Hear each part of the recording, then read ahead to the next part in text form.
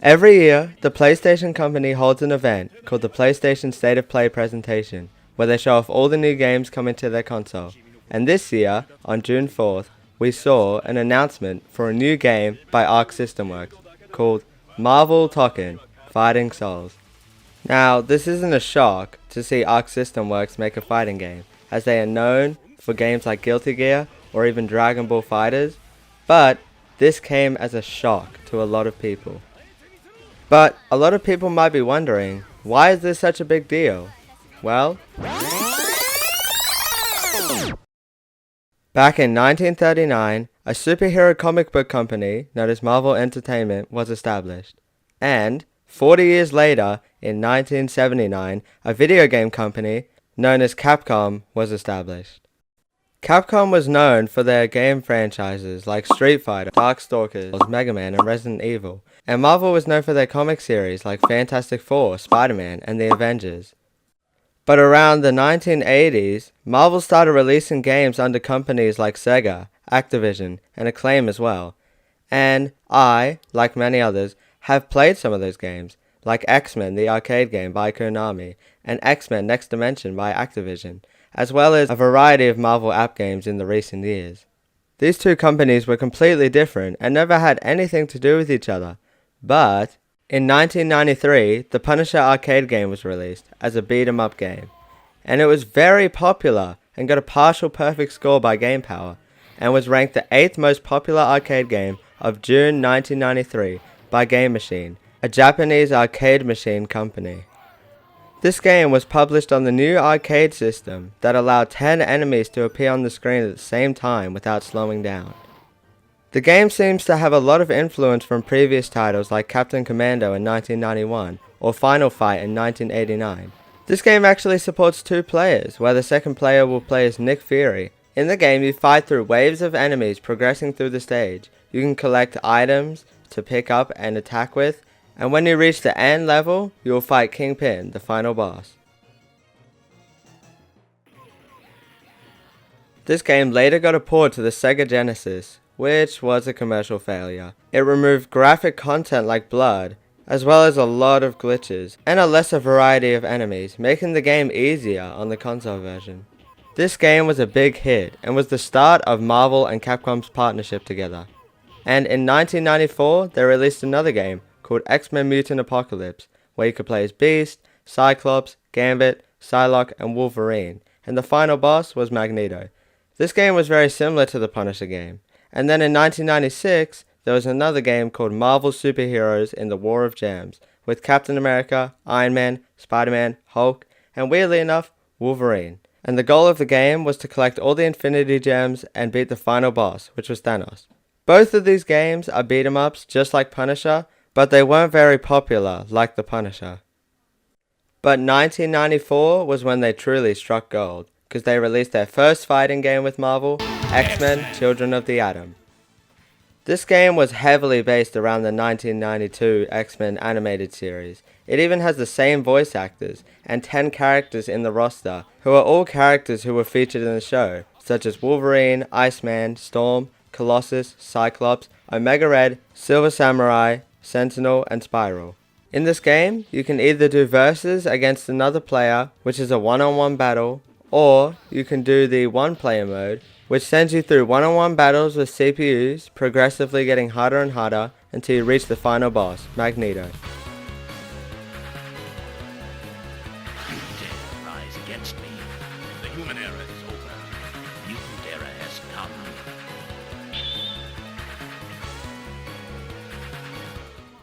This game clearly has fighting games like Street Fighter and Darkstalkers as blueprints for it, because it is very similar. And the X-Men animated show and Street Fighter and Darkstalkers were all very popular at the time, so it only made sense to make a game combining them all together. But unlike Street Fighter, which is a bit of a slower game, X-Men Children of the Atom is a very fast-paced game, having a lot of maneuvers and quick-paced combos. And this game also has changing stages where you can break through the stage to get to a different area, which is used a lot in newer fighting games. This game also features a gauge system, where as you fight it will build up and you can use it for one big attack to do a lot of damage to the enemies. Most of the features that have been previewed in this game were carried on for the rest of the franchise. Although people consider Punisher to be the starting point of the partnership between Marvel and Capcom, a lot of people will consider this the start, because it is the start of the fighting games with Marvel, which is the format that is used for the rest of the games they make with Marvel. So this really is the starting point. X-Men Children of the Atom was ranked the 5th most successful arcade game of February 1995 by Game Machine. The game later got Sega Saturn, PlayStation, and MS-DOS ports. Unfortunately, the PlayStation port suffered from slow frame rate and got pretty negative reviews, and we will see a lot of negativity towards the PlayStation ports later on. And the MS-DOS ports reviews were mixed, and it seems that the console ports just did not live up to the original arcade version. There are also 3 secret characters in the game: Magneto, who is seen in the single player mode, Juggernaut, who is also seen in the single player mode, and Akuma, who was ported straight from Street Fighter. And he is officially the first crossover character between Marvel and Capcom. This idea of secret characters in the game will carry on in the next few titles in the franchise.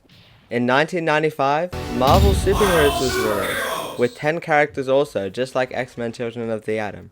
But this time, instead of X-Men, it's more focused on the Avengers. Although, we do see Wolverine and Psylocke returning to the game, and also Magneto and Juggernaut now as full characters instead of just secret characters. Strangely enough, Blackheart and Shumagorath, 2 Marvel comic villains, were in the game. Apparently these characters were requested specifically from Capcom, because even though they weren't popular and they were basically unknown, they are very cool characters, so I'm glad Capcom decided to add them. This game is pretty similar to Marvel Super Heroes in the War of the Gems, because it does use Infinity Stones, and Thanos is the final boss of this game.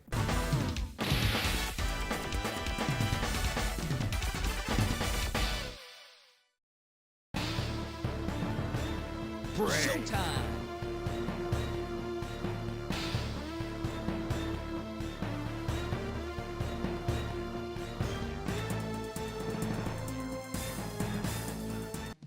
But in this game, the Infinity Stones are collectible in battle, and if you use them, they'll give you an advantage against the opponent. This Infinity Stone feature is also used much later on in the franchise, so remember this feature for later. Just like in X-Men Children of the Atom, this game also has a gauge system, but in this game, you can build up and collect multiple bars, instead of just having one that builds over time. This game also has Sega Saturn and PlayStation ports. But just like X-Men Children of the Atom, the PlayStation port had very poor reviews, some even saying it was basically unplayable. But the arcade game was ranked as the 11th most successful arcade game of December 1995 by Game Machine. And obviously 3D games were becoming more popular by the year. But some even say this game's graphics were so good that it made 2D games good again. This game also has 3 characters, 2 of which, Dr. Doom and Thanos, being in the single player mode, and Anita from Darkstalkers, who is exclusive to Japan unfortunately. But it is nice to see another collaboration between Capcom characters and Marvel characters, even if it is Japan exclusive. In 1996, X-Men vs. Street Fighter was released, and this is such an important game because it is the first ever crossover fighting game to include a completely different company's characters in the game. Obviously this game has influenced many other games after it. There have been many crossover fighting games in the recent years. And this roster has 16 characters, including half Street Fighter and half X-Men. Just like the other games, this game has a versus mode and a single player mode, where Apocalypse is the final boss. I am the Apocalypse. Come on, Monadi. Ready. Fight! Unlike the other games, this game has a tag team system, where each player picks 2 characters, and they can switch to the other character on their team at any point during the game. This system would later be used in many other fighting games as well as all the other games in this franchise. Although this game adds a lot of new things to the series, it also borrows most of the features from the previous titles. This game also introduces the crossover combination, where all the members on your team will do a hyper combo at the same time. This is another feature that is carried on through the rest of the titles in the franchise. This game was ranked the most successful arcade game of October 1996 by Game Machine. This game was also ported to Sega Saturn and PlayStation, and you guessed it, there was negative PlayStation reviews because they removed the tag team feature on the PlayStation port, and they also removed other features. So this game was a complete downgrade from the arcade version. Many argued that it shouldn't have even been released on PlayStation, as it is so horrendous. This game also has Akuma as a semi-secret character. Unlike the other games, he's pretty easy to access. You just have to go up on the top of the roster because he's above it. No matter what people think of this game, this is an important game for the rest of the series and also a benchmark in fighting game history. In 1997, Marvel Superheroes vs. Street Fighter was released, with 17 characters, bringing back characters from every single title before it, from X-Men Children of the Atom to X-Men vs. Street Fighter.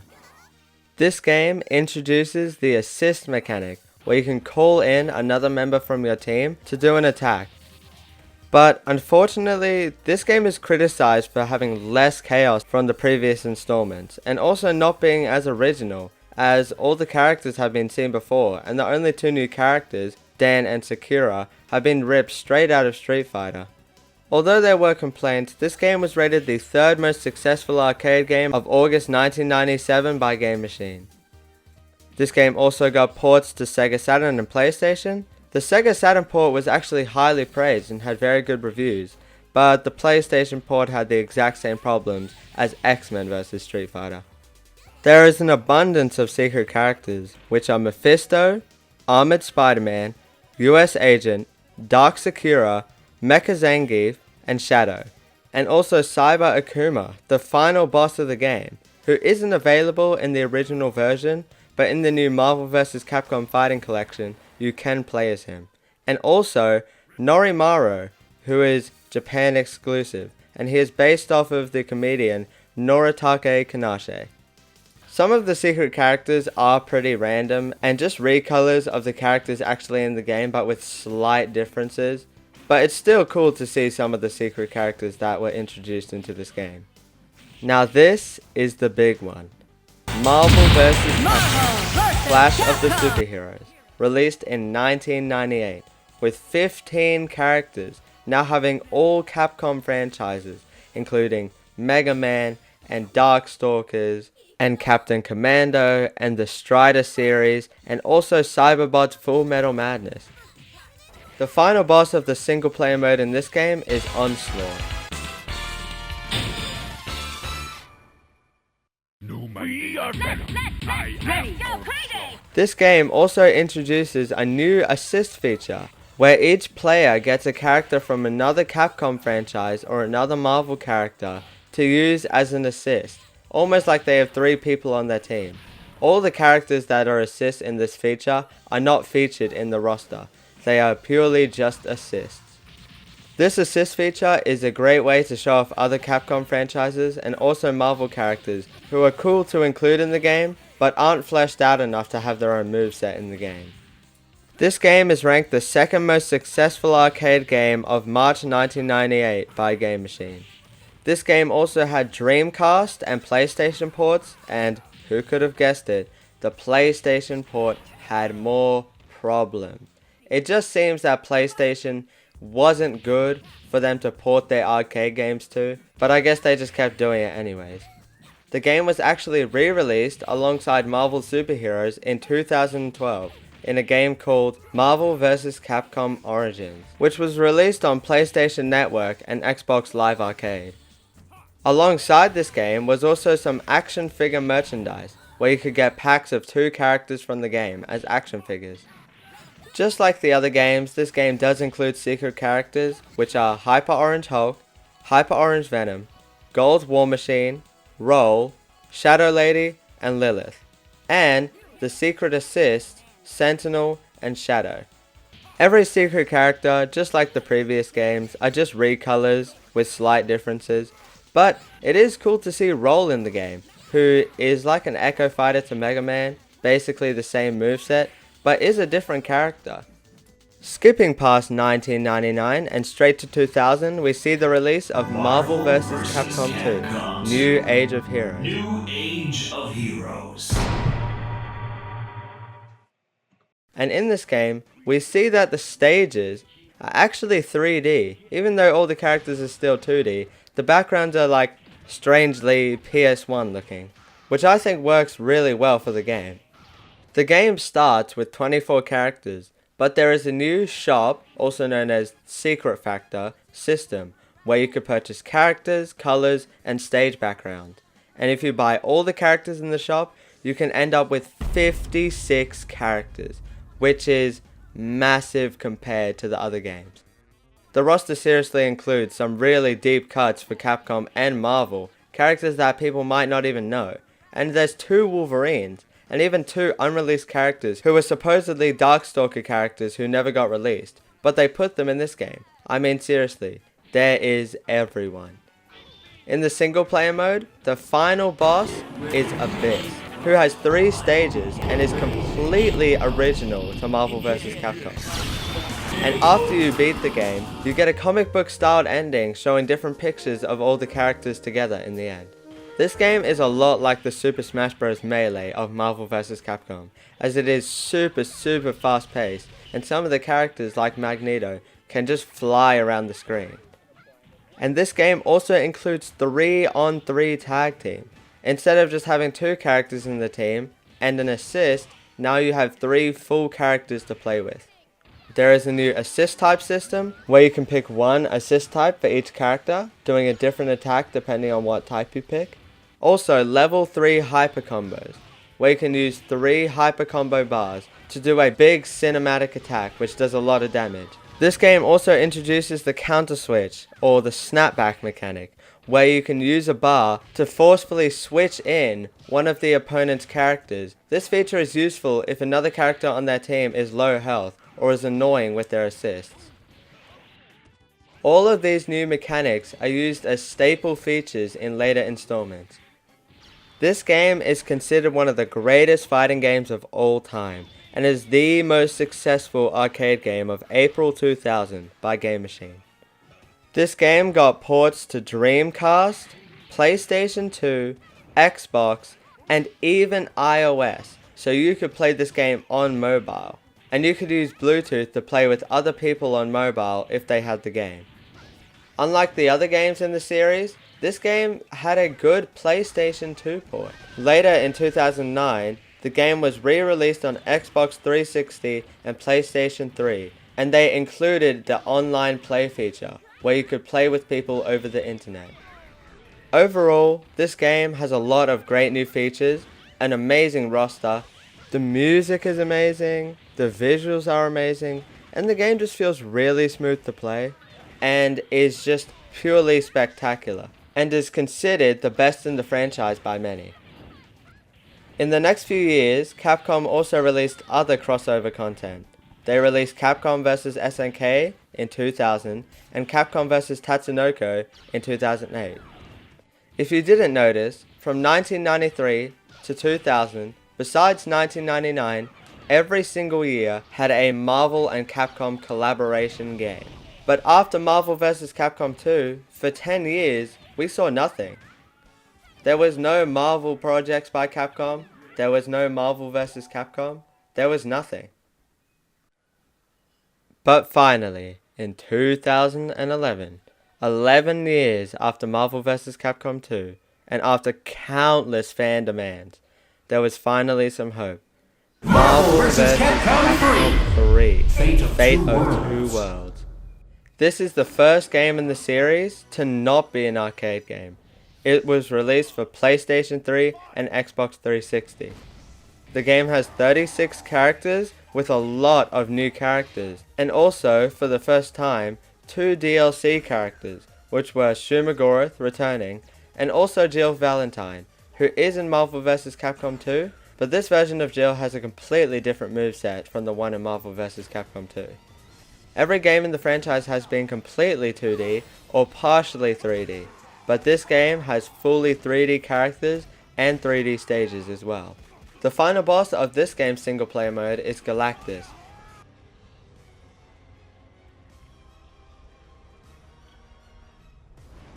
And after you win, depending on which character gets the final hit, will have their own comic book story strip. And most of the stories go along the same lines, where a character from one franchise partners up with a character from another franchise, or takes down a character from the other franchise.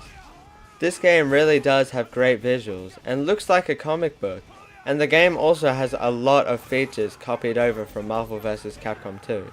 Considering this is a console game, the game is a lot simpler now, making abilities and mechanics a lot easier to use, and UI that makes the game easier to navigate. There is now a button called the exchange button, which makes it very easy to start and end air combos. You can even turn on a simple mode, which makes it a lot easier for new players, but does limit some of the characters' moveset. This game also includes a new X Factor feature, which you can activate by clicking all 4 buttons at once, and it gives you constant regeneration on your red health. The more people that die in your team, the stronger the X Factor is. Now, since this isn't an arcade game, it was not reviewed by Game Machine, but Metacritic did give it a 84 out of 100 and an 85 out of 100, which is a very high score. This game overall had good reviews, but it was criticized for the lack of game modes and features, and also a bad online netcode. There was a DLC that was released that gave you a game mode called Shadowland, and also a DLC for alternate skins for Ryu, Thor, Dante, Iron Man, Chris, and Captain America. There was also statue sets of the characters released as merchandise for the game. Now, obviously, because of the complaints, you would expect them to update the game. But no, in the same year, a new game called Ultimate Marvel vs. Capcom 3 was released, and it is an upgrade and revamp of the original. There are 12 new characters, including returning and completely new characters, and Shumagorath and Jill Valentine are still purchasable for DLC. The game also has new stages, and it has costume packs as DLC that gives every character in the game an alternate skin, except Magneto, because of its similarity to the King of Spain, Juan Carlos I, which is unfortunate that he's the only character that no longer has an alternate skin, but it makes sense. The game also has a lot of improvements to balance the game, specifically X Factor, which got a lot of improvements as a feature in this game. The game's new UI is full comic book. Every single section on the home screen and also the character select screen is all a comic book. Even when you select a stage, you swipe through a comic book of stages. And when you start the game, a comic book story of how the characters came together and how they teamed up to fight Galactus plays. And there is a new Heroes and Heralds mode in the game, where you either pick heroes or heralds, and you either fight against normal versions of the characters in the game, or silver versions of the characters in the game, depending on which side you pick. And your goal is to clear out all the stages from your opposing team. The game also got an optimized netcode and included a new spectator mode where you could watch someone in an online battle. The game receives a 79 out of 100 and an 80 out of 100 from Metacritic. I think the reason that it might be rated lower is the fact that you have to rebuy the entire game just to get some new features. So to people who bought the original version, this version might be a lot better, but it just seems like a ripoff. The game was also re-released for the PlayStation Vita, PlayStation 4, Windows, and Xbox One, and these versions of the game include all the DLC and enhanced graphics. Some people might also think that the 12 new characters they added to the game are pretty random, but the reason they added the certain characters they did was because of their movesets. They added Doctor Strange because they needed a character with a magic moveset. They added Hawkeye because of his arrows. They added Nemesis to have a really big character that was hard to move, and they also added Firebrand to have a flying character for Capcom, and all the other characters had their reasons as well. And it's so cool to see how every character is a viable pick. Even characters that don't seem as good like Phoenix or Phoenix Wright or Beautiful Joe or Rocket Raccoon, who don't seem that powerful on a first play. Just one of their mechanics can change the whole game around. After using one bad character's specific attributes and building a team around them, that bad character who no one plays could become the most played character in tournaments. From this point, Marvel had kind of moved on. They had started making games with other companies, and Capcom had seemingly lost their license to Marvel. After Disney got ownership to Marvel, they decided to shut down some older games, so they weren't purchasable on console anymore, like Marvel vs. Capcom 2. Disney had started making games with new companies, and they started making their own games by their own company. But in 2016, Disney removed its console publishing division, and it seemed that Capcom had got the rights back. Because in 2017, 6 years after Marvel vs. Capcom 3, Marvel vs. Capcom Infinite released for PlayStation 4, Windows, and Xbox One. The game had 30 characters, and strangely enough included almost all the bonus characters from Ultimate Marvel vs. Capcom 3. The game also later had 6 additional DLC characters, and for some reason, there were 4 Marvel characters and 2 Capcom. I don't know why they did this, but I guess they just wanted to add more Marvel characters. Unfortunately, the roster had no X-Men or Fantastic Four characters included because of Marvel's character rights at the time. Obviously, Marvel's rights at the time to their characters was a little bit tricky, so to see a new Marvel vs. Capcom game was pretty surprising. This game gives every character in the roster a level 3 hyper combo, and unlike any other game in the franchise, it has a new campaign story mode with Ultron Sigma as the final boss. Must we do everything ourselves?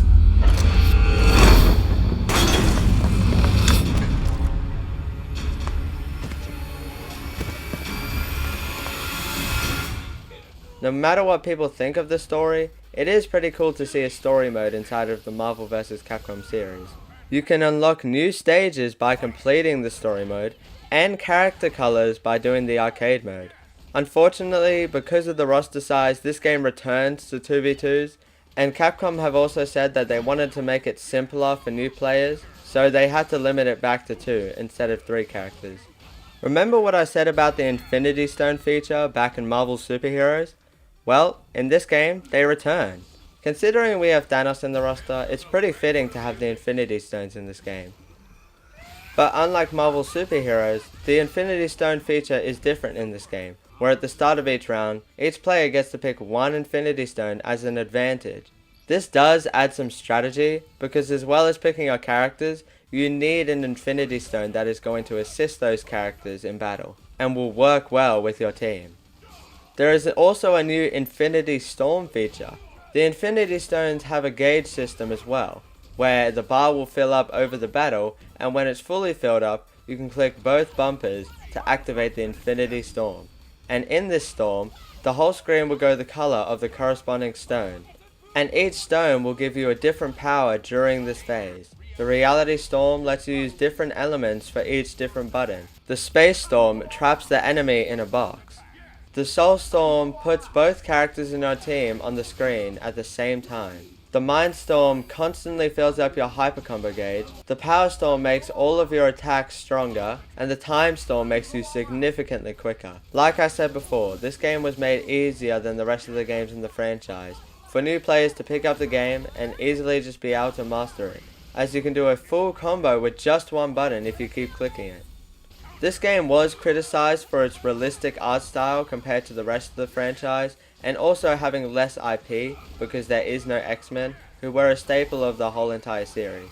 And it's also criticized for its slower gameplay. If you watch a combo from Marvel vs. Capcom Infinite, and then watch a combo from Marvel vs. Capcom 2, you can clearly see the difference in speed. The game still received a 77 out of 100, 72 out of 100, and 69 out of 100 from Metacritic. Just like in Marvel vs. Capcom 3, this game has alternate skins, but some characters have multiple alternate skins, and every alternate skin in the game has multiple colors. A lot of the extra alternate skins were released as bonuses in deluxe versions of the game. The game was also released alongside a statue of Iron Man, Captain Marvel, Chun-Li, and Mega Man X fighting on the Bifrost Bridge, along with a set of Infinity Stones in a case. A lot of other merch, such as Funko Pops and comic books with covers that have been changed to represent the game, were released.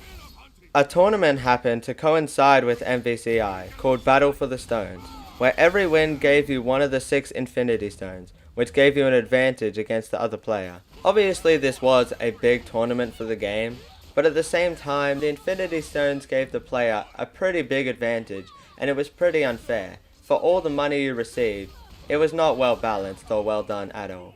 For a collaboration game, it's surprising to see that this series has become one of the most known and most popular fighting game franchises. IGN rates Ultimate Marvel vs. Capcom 3 as the 6th best fighting game of all time. And IMDb has Marvel vs. Capcom, Marvel vs. Capcom 2, Marvel vs. Capcom 3, X-Men vs. Street Fighter, Marvel Superheroes, and X-Men Children of the Atom on their top 100 fighting games of all time. After a long protest called #FreeMVC2, which is for Marvel vs. Capcom 2 to be available for purchase on modern hardware, Marvel vs. Capcom Fighting Collection Arcade Classic was released in 2024, making The Punisher, X-Men Children of the Atom, Marvel Superheroes, X-Men vs. Street Fighter, Marvel Superheroes vs. Street Fighter, Marvel vs. Capcom, and Marvel vs. Capcom 2 available for purchase for the first time since their initial console releases. It was released for the Nintendo Switch, PlayStation 4, and Windows, and was released for the Xbox One in 2025. This pack adds new features to the old games, such as simple accessibility and online for each of the games, and a bunch of other extras as well. And the game has received good reviews from critics. In 2017, the same year as the release of Marvel vs. Capcom Infinite, Ultimate Marvel vs. Capcom 3 was released on Steam. After it was released, people had quickly found ways to mod the games, adding new skins and colors to characters. But the mods kept getting better and better, until the point where whole new characters were getting added to the game. And on March 27th, 2025, we saw the full release of Ultimate Marvel vs. Capcom 3 Community Edition, adding a bunch of new characters to the game, from previous titles and completely new characters. And on December 20th, 2024, we saw the release of Marvel vs. Capcom Infinite and Beyond, a mod that added new visuals and better gameplay to the game. These mods brought new life to the Marvel vs. Capcom series, and definitely had some influence in the release of Marvel vs. Capcom Fighting Collection. And the Fighting Collection, as well as the mods, seem to have really brought hope back to the franchise. But coming back to the release of Marvel vs. Capcom Fighting Collection, it kind of looks like a finale for Marvel and Capcom's partnership. Neither Capcom nor Marvel have come out to speak about this. Neither one of them have said anything about their partnership with each other. We don't know officially if this is the end for the franchise. But making all the games that they've released together available for purchase, it just seems like they're clearing it all up, and now they're moving on to other franchises. It almost seems like they're done. But we don't know yet. We might see another game in the future. I highly doubt it. But for now, we just have to see what happens with Arc System Works, with Marvel Tōkon, and what happens after the game is released. But what we do know so far is that Marvel Tōkon will be a 4v4 game with Iron Man, Captain America, Spider-Man, Ghost Rider, Doctor Doom, Storm, and 2 new characters, Star-Lord and Miss Marvel. But instead of having 4 different characters with 4 different health bars, this game has one big health bar that is connected between 4 characters, and you can see when you switch between a character, the soul comes out of them and goes into the next character, which is a pretty cool idea, that basically you are one health bar, but you can switch between different movesets instead of having different characters with separate health bars. And obviously Marvel had been releasing their own games like Spider-Man, Guardians of the Galaxy, Marvel Rivals, and other games to come like Blade and Black Panther. So to see another Marvel fighting game today that isn't with Capcom, but is with Arc System Works, so it's just Marvel characters. It was shocking to fans of the Marvel vs. Capcom franchise. I do believe this is probably the end for Marvel vs. Capcom, unfortunately, but obviously, for now, all we can do is see how it plays out. That is going to be it for this video. I am excited to see the characters that appear in Marvel Tōkon and what happens with the game and all the stuff like that. Like, will there be a sequel? Will they keep working with Arc System Works? Will they make another game with Capcom? We're not sure. No one is. But we're just going to have to wait to hear from them or just see what happens. So yeah, thank you for watching and goodbye.